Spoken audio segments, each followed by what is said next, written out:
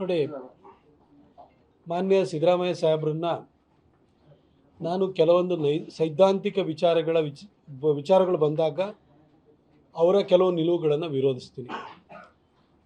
ಆದರೆ ಚಾಮುಂಡಿ ಬೆಟ್ಟ ಏನಿದೆ ಅದರಲ್ಲಿ ಯದ್ವಾ ತದ್ವಾ ಬೆಳವಣಿಗೆ ಆಗುವಂಥದ್ದನ್ನು ನಿಯಂತ್ರಿಸಬೇಕಾದ್ರೆ ಬೆಟ್ಟದಲ್ಲಿ ಸಾಕಷ್ಟು ಏನು ನ್ಯೂನತೆಗಳಿದೆ ಅದನ್ನು ಸರಿದೂಗಿಸಬೇಕು ಅಂತಂದರೆ ಒಂದು ಪ್ರಾಧಿಕಾರದ ಅಗತ್ಯ ಇದೆ ಅಂತೇಳಿ 2019ರಲ್ಲಿ ನಮ್ಮ ಸರ್ಕಾರ ಬಂದು ವಿ ಸೋಮಣ್ಣ ಸಾಹೇಬರು ಇಲ್ಲಿಗೆ ಡಿಸ್ಟ್ರಿಕ್ಟ್ ಇನ್ಚಾರ್ಜ್ ಮಿನಿಸ್ಟರ್ ಆಗಿ ಬಂದಾಗ ನಾವು ಕೂಡ ಧ್ವನಿ ಎತ್ತಿತ್ತು. ಹೇಗೆ ಸೋಮಣ್ಣ ಸಾಹೇಬರು ಡಿಸ್ಟ್ರಿಕ್ಟ್ ಇನ್ಚಾರ್ಜ್ ಮಿನಿಸ್ಟರ್ ಆಗಿದ್ದಾಗ ಚಾಮರಾಜನಗರದಲ್ಲಿ ಮಹದೇಶ್ವರ ಬೆಟ್ಟದ ಪ್ರಾಧಿಕಾರವನ್ನು ಮಾಡಿದರು, ಅದೇ ಥರ ಮೈಸೂರಿನಲ್ಲೂ ಕೂಡ ಚಾಮುಂಡಿ ಬೆಟ್ಟಕ್ಕೂ ಕೂಡ ಒಂದು ಪ್ರಾಧಿಕಾರ ಬೇಕು. ಯಾಕೆಂತಂದರೆ ಅದು ಒಂದು ಗ್ರಾಮ ಪಂಚಾಯಿತಿಯ ವ್ಯಾಪ್ತಿನಲ್ಲಿದೆ. ಎಷ್ಟೋ ಜನ ಬೆಂಗಳೂರಿನವ್ರು ಬಂದು ಬೆಟ್ಟದಲ್ಲಿ ಪ್ರಾಪರ್ಟಿ ತೊಗೊಂಡ್ಬಿಟ್ಟಿದ್ದಾರೆ.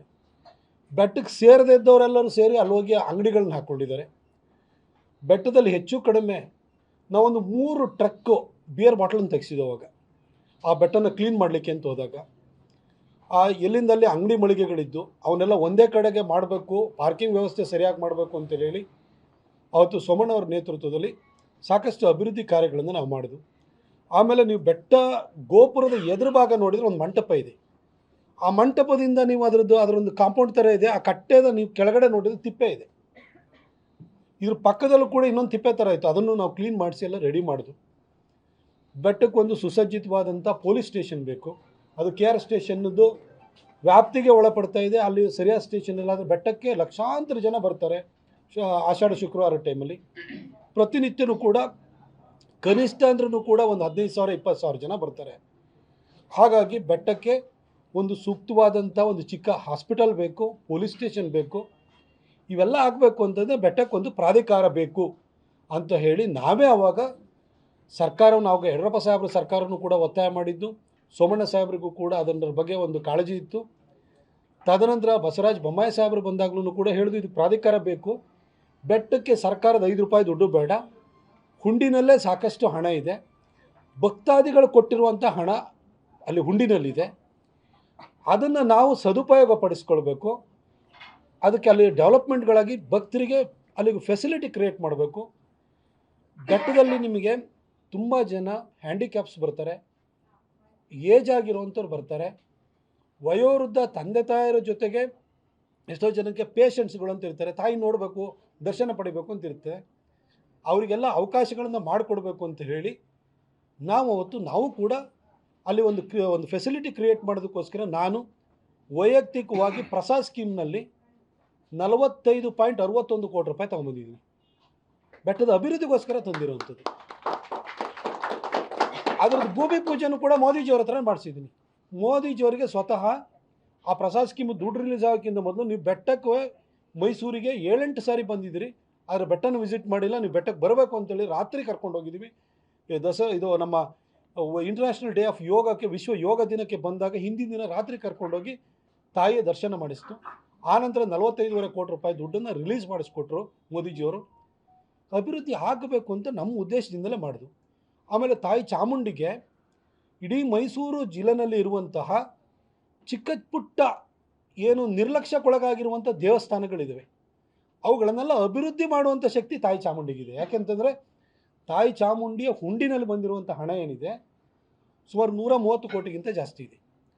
ನಾನಾಗ ಬಸವರಾಜ ಬೊಮ್ಮಾಯಿ ಸಾಹೇಬ್ರಿಗೆ ಹೇಳಿದೆ, ಸರ್ ಪ್ರತಿ ವರ್ಷವೂ ಕೂಡ ಒಂದು 10 ದೇವಸ್ಥಾನವನ್ನು ಚಾಮುಂಡಿ ತಾಯಿ ದತ್ತು ತಗೊಳ್ಳಿ, ಆಗ ಆ ದೇವಸ್ಥಾನಗಳ ಅಭಿವೃದ್ಧಿನೂ ಆಗುತ್ತೆ ಅಂತ ನಾನು ಅವರಿಗೆ ಮನವಿನೂ ಕೂಡ ಮಾಡಿಕೊಂಡಿದ್ದೆ.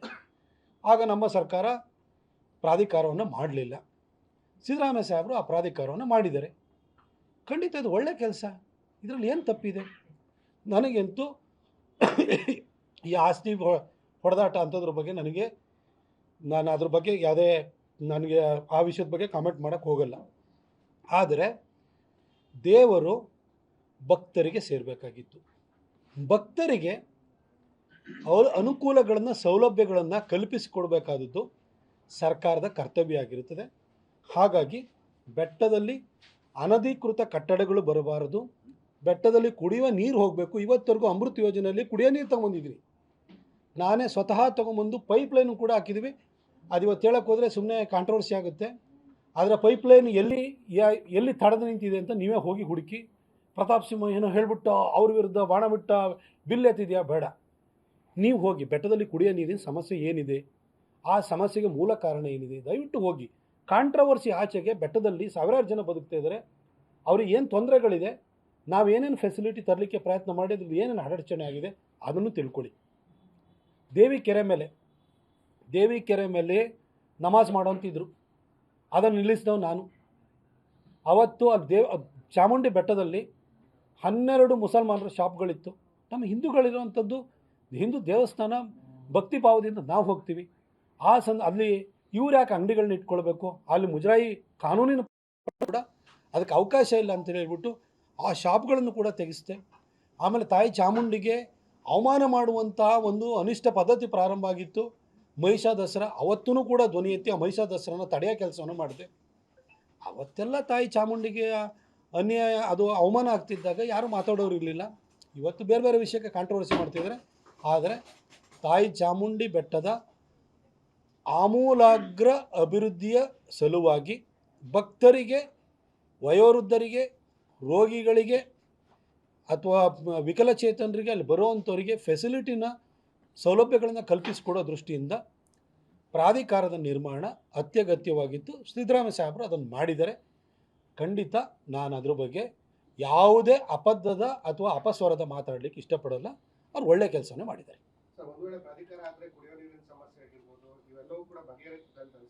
ಬಗೆಹರಿಸಲೇಬೇಕು. ಇದು ಸರ್ಕಾರ ನೋಡಿ, ಅಲ್ಟಿಮೇಟ್ಲಿ ಜನ ಸರ್ಕಾರನ ಆಯ್ಕೆ ಮಾಡಿರ್ತಾರೆ. ಕರ್ನಾಟಕದ ಇಂಚಿಂಚು ಭೂಮಿನೂ ಜನಕ್ಕೆ ಸೇರಿತ್ತು. ಹಾಗಾಗಿ ಜನಕ್ಕೆ ಏನು ಅವರಿಗೆ ಪೂರಕವಾಗಿ ಏನೇನು ಅಭಿವೃದ್ಧಿ ಕಾರ್ಯಗಳಾಗಬೇಕು ಅದನ್ನು ಸರ್ಕಾರ ಮಾಡಿಕೊಡ್ಬೇಕಾದ ಕರ್ತವ್ಯ ಆಗಿರುತ್ತದೆ. ಈ ಪ್ರಾಧಿಕಾರದ ಮುಖಾಂತರ ಅದು ಮಾಡಿಕೊಡ್ಲಿಕ್ಕೆ ಅನುಕೂಲ ಆಗುತ್ತೆ.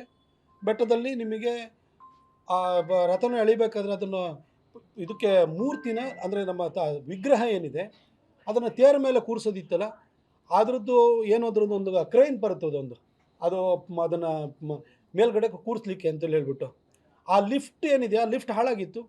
ಆಗ ನನಗೆ ಭಟ್ರುಗಳಲ್ಲಿ ಬಂದು ದೀಕ್ಷಿತರೆಲ್ಲ ನನ್ನ ಗಮನಕ್ಕೆ ತಂದಾಗ ನಾವು ರೈಲ್ವೆ ಡಿಪಾರ್ಟ್ಮೆಂಟಿಗೆ ಹೇಳಿ ಅದನ್ನು ತಕ್ಷಣಕ್ಕೆ ಸೋಮಣ್ಣ ಸಾಹೇಬ್ರ ನೇತೃತ್ವದ ಅದನ್ನು ಮಾಡಿಸ್ಕೊಟ್ಟು ಬೆಟ್ಟಕ್ಕೆ ಏನು ಒಳ್ಳೆಯದಾಗುತ್ತೆ ಮೈಸೂರಿಗರಾಗಿ ಅದನ್ನಷ್ಟೂ ಕೂಡ ಪ್ರತಿಯೊಬ್ಬರು ಯೋಗದಾನವನ್ನು ಮಾಡಬೇಕಾದದ್ದು ನಮ್ಮೆಲ್ಲರ ಕರ್ತವ್ಯ.